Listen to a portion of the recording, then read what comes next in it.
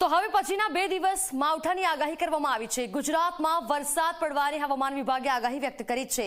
ત્યારે વાત કરીએ તો આવતીકાલથી 8 જાન્યુઆરી સુધી સૌરાષ્ટ્રના રાજકોટ, અમરેલી, ગીર સોમનાથ સાથે ભાવનગરમાં વરસાદની આગાહી છે।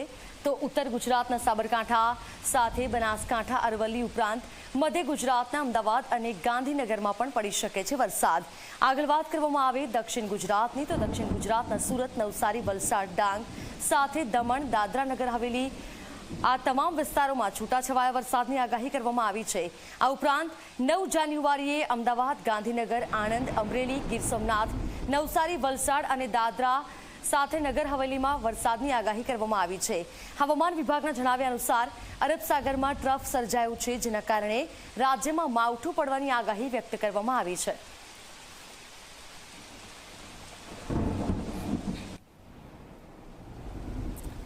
તો 2 દિવસ વરસાદની આગાહી કરવામાં આવી છે। ક્યાં કેટલો વરસાદ પડી શકે છે, કયા વિસ્તારમાં વધારે આગાહી કરવામાં આવી છે, તમામ વિગતો સાથે મારી સાથે સહયોગી ખ્યાતિ જોડાયા છે। ખ્યાતિ, વિંડીના માધ્યમથી સમજાવશો શું કહેવા માંગે છે? અત્યારે જે ટ્રફની સિસ્ટમ સર્જાય છે, શું લાગી રહ્યું છે, ક્યાં કેટલો વરસાદ પડી શકે? બિલકુલ ધરા, અત્યારે ચાલી રહી છે શિયાળાની ઋતુ અને એવું કહેવાય છે કે શિયાળામાં આવતો આ વરસાદ એ કમોસમી વરસાદ હોય છે, માવઠું હોય છે અને આ માવઠું ખેડૂતોના પાકને તો નુકસાન કરે છે, બાકી આપણા સ્વાસ્થ્યને પણ નુકસાન કરે છે। ત્યારે અત્યારે શું પરિસ્થિતિ છે તે આપણે એક સમજવાનો પ્રયત્ન કરીશું। અરબ સાગરની અંદર ટ્રફ સર્જાયું છે અને આ ટ્રફને કારણે અત્યારે ક્યાંક વરસાદ પડવાની આગાહી કરવામાં આવી છે। જે રીતે અત્યારે આપણે જોઈ રહ્યા છે કે ગુજરાતભરની અંદર ઠંડા પવનો ફૂંકાઈ રહ્યા છે, ઠંડા અને સૂકા પવનો ફૂંકાઈ રહ્યા છે, ઠંડીનું પ્રમાણ ધીરે ધીરે વધી રહ્યું છે। આ સાથે જ આવતીકાલ પરમ દિવસે એટલે કે 8, 9 અને 10 જે રીતે આગાહી કરવામાં આવી છે, આપણે જોઈએ તો આવતીકાલે શું પરિસ્થિતિ રહેશે સમગ્ર ગુજરાતભરની અંદર, ક્યાં વરસાદ પડી શકે તેવી સંભાવના છે, કમોસમી વરસાદ છે, માવઠું થવાની અત્યારે શક્યતા સેવામાં આવી રહી છે।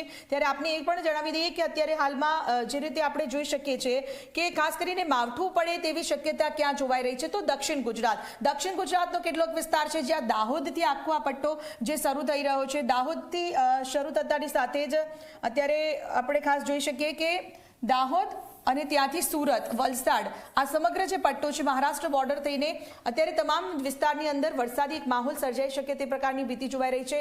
મધ્ય ગુજરાત એટલે કે અમદાવાદની વાત કરીએ, અમદાવાદ અને આસપાસનો જે વિસ્તાર છે ત્યાં પણ ધીમો વરસાદ, કમોસમી વરસાદ પડી શકે એટલે કે ઝાપટું પડી શકે છે। તે સિવાય આપણે જોઈ શકીએ છીએ કે નલિયા, ગાંધીધામ, દ્વારકા વિસ્તાર, જામનગર વિસ્તાર, ઉના અને જૂનાગઢમાં મહદ અંશે એટલે કે અહીં ક્યાંક ધીમો અને ઓછો વરસાદ પડવાની શક્યતા સેવાઈ રહી છે। પણ હા, જેમ જેમ દિવસ આગળ જઈ રહ્યો છે 8 અને 9 તારીખે જે આગાહી કરવામાં આવી છે, તારીખ 9ની આપણે જો વાત કરીએ તો તમે જોઈ શકો છો કે જે આખું આ વાતાવરણ છે તે બદલાશે અને ખાસ કરીને જે બોર્ડર છે ગુજરાત અને મધ્યપ્રદેશની જે બોર્ડર છે ત્યાંથી જે વરસાદની શરૂઆત થશે એટલે કે મધ્યપ્રદેશમાં પણ વરસાદ પડી શકે છે અને ગુજરાતમાં પણ વરસાદ આવી શકે અને તે સમયે ખાસ કરીને વડોદરા અને આસપાસનો જે વિસ્તાર છે ત્યાં વધારે ઇફેક્ટ જોવા મળશે। એટલે તારીખ 8, 9 અને 10 તારીખે પણ આપણે જોઈ શકીએ છીએ કે વધુ વરસાદ ક્યાં જોવાઈ રહ્યો છે, તો દક્ષિણ ગુજરાત અને ખાસ કરીને સૌરાષ્ટ્ર પંથક આ બંને વિસ્તારની અંદર કમોસમી વરસાદ થવાની શક્યતા સેવાઈ રહી છે। આમ તો